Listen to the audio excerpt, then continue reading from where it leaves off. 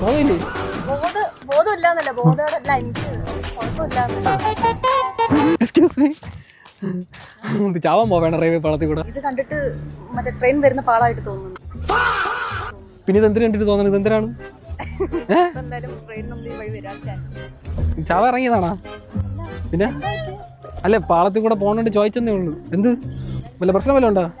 ഈ സൈഡിൽ കൂടെ പോയിക്കൂടെ? വീട്ടിൽ പോയിക്കൂടെ? ചിലപ്പോൾ ആരെങ്കിലും കണ്ട വഴക്ക് പറയും.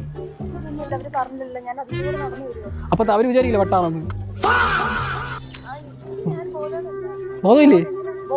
ബോധമില്ലാന്നല്ല, ബോധമല്ല, എനിക്ക് കുഴപ്പമില്ലാന്ന്. നവമായി.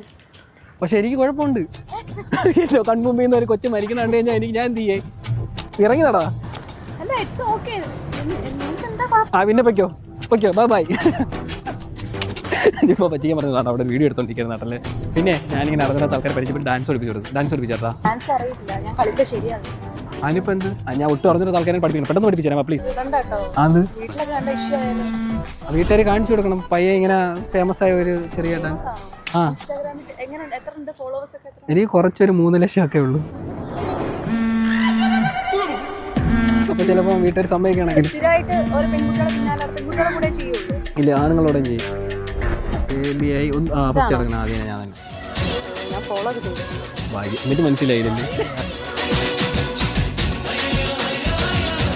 ഓക്കെ, അപ്പോൾ ഒരു ആവശ്യം കൊടുത്തിട്ട്